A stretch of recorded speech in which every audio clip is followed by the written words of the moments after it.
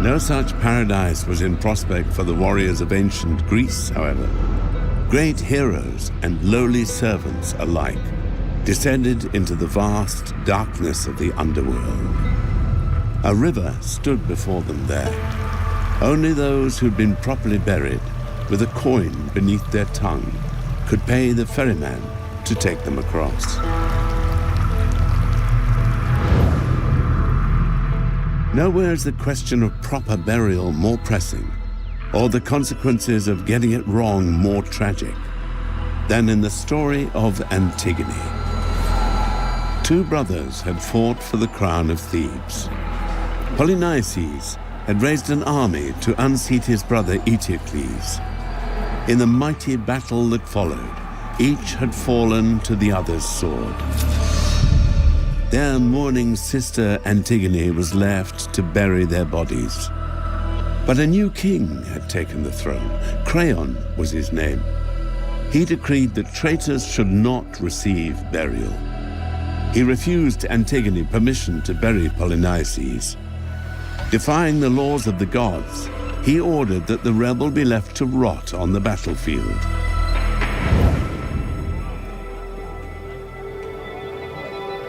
Burial was insanely important to the ancient Greeks. The essential Greek idea of what happens to the dead meant that unless you were properly buried and properly mourned, you couldn't make the transition from life into death, and instead were kind of trapped between life and death in a miserable, dissatisfied state. The ritual itself took 3 stages. There was the preparing of the body, the carrying out of the body, the procession of the body, and then the actual internment or the cremation. You had to do the ritual right to mean they could go and be at peace in the underworld, as it were. Because it's so important, it therefore follows that for someone to be unburied struck the Greeks as horrific. All societies have rituals surrounding burial. They convey the dead from this world to the next. But they serve a function for the living as well. Funerals tell an individual's life story from the perspective of the community. It emphasises what the community sees as being valuable in the individual's life. By having a funeral, it's a way of saying, well, our society, the group to which I belong, will continue. It's also a ceremony in which the dead are sort of escorted to whatever is going to happen to them after they die, and are, in a sense, made to stay there. They're ritually a really important moment for passing the dead person into whatever happens next, and then allowing the family of the dead person to come back out of a phase of being polluted by association with the dead body, being reintegrated into society. In 6th century Athens, the rich and powerful commemorated themselves with grand monuments. By the following century, however, fashions had shifted.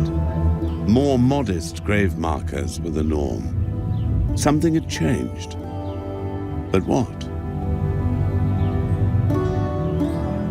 In the 440s, Athens was beginning to empire build. It had been at the head of the Delian League, which had been a group of Greek cities gathered together to throw off the Persians, stop them invading Greece, that had kept banded together, but was becoming less and less a group of cooperative people and more an empire by proxy with Athens at the head. The Athenians come into money. They decide to spend it on huge cultural projects. That's why they build the Parthenon, so that everyone sees Athens as the most beautiful city they've ever seen. But if Athens could flaunt those new riches, its citizens had to be more restrained. Few individuals dared build more than the most modest of tombs. They were eclipsed by the thrusting imperial state. If you die on the battlefield, we start to see a way in which, rather than individual burial, people are brought back to Athens, they are separated into their tribes, and you are put into a tribal tomb. It foregrounds the way in which epitaphs and what gets written on your grave become more and more of a public matter, and a moment in which the public contribution of an individual is stressed, which seeks to incorporate the military dead into the life of the city itself, saying that the city exists because of them and therefore owns them, owns their lives and the sacrifice that they've made. They no longer belong to themselves or to their families. They now belong to Athens. Antigone, too, was caught between the needs of the nation and those of the individual. She could obey Creon's edict and leave her brother to the scavenging birds, or follow the law of the gods, bury Polynices, and free his soul to enter the underworld. She chose to defy the king. It was just a sprinkling of soil, but that was all that was needed to satisfy the gods. Creon was furious. How dare this girl defy him? She had to be punished. So the king ordered Antigone to be entombed alive, sealed up in a mountain cave. The rule of law Creon so prized would come with a mighty cost, however. First, his heir, Antigone's fiancé, killed himself from grief. Then his wife took her own life as well.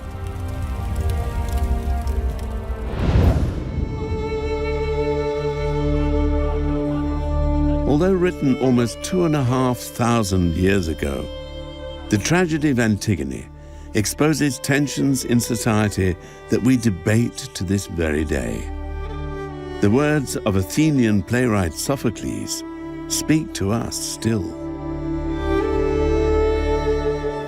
Antigone captures a really compelling moral tension about whether what Antigone did in defying Creon's order was right. The reason that carries on being so compelling is the battleground of what right is keeps on shifting. For the ancient Greeks, it was sort of very much about respect for the gods, about piety, and Antigone saying, well, your rule, your law does not override the law of the gods. At what point do you have to act? When must you do something in complete defiance of the law? When does it actually override everything, including your own self-preservation instinct? So the question of was Antigone right is one that every generation and every society comes to with its own sense about what right does and doesn't look like. Ancient Greeks did not believe death was the end. Their souls would wander the sad fields of the underworld for eternity. This seemingly dismal fate offered one comfort at least to those left behind. They had little reason to fear the dead. The spirits of ancient Greece could be irritable if dishonored. They could be unpleasant, but they were not dangerous. That was not a belief shared by all cultures. Centuries later, Europe would be stalked by fears of unhappy spirits seeking revenge, and of the undead who feasted on blood and flesh.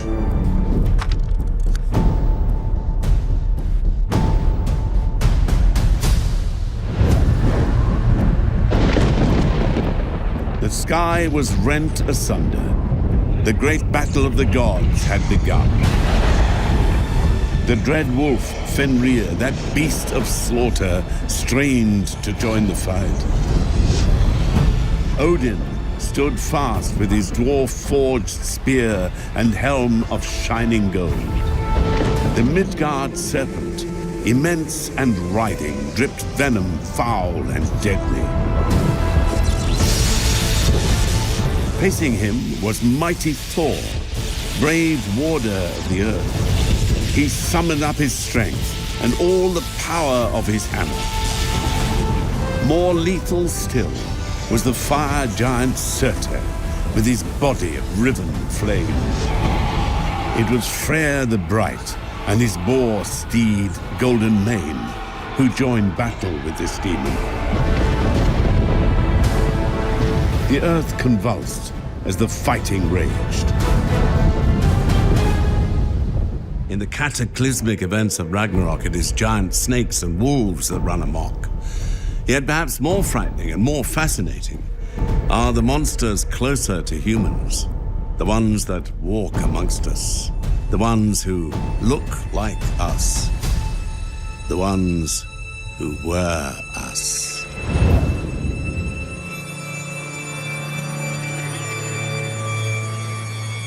The river-streaked plains of Serbia. Once a borderland between east and west, its soil was little troubled by the plough. Few hunters roamed its trackless forest, and the strongest trade between its few villages was rumor and superstition.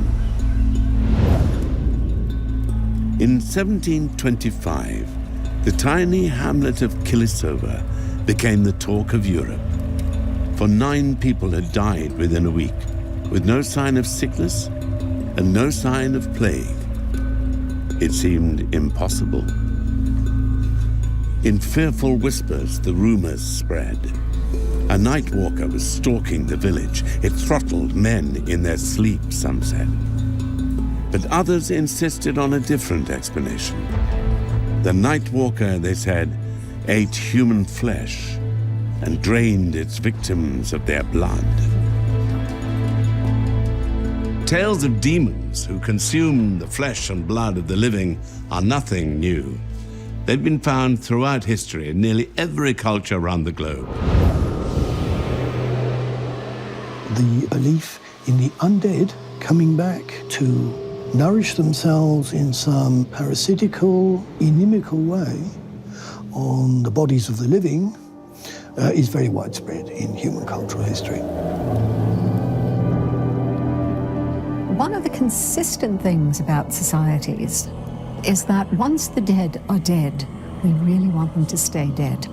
There is an almost universal fear that if the dead return, they will somehow damage the living.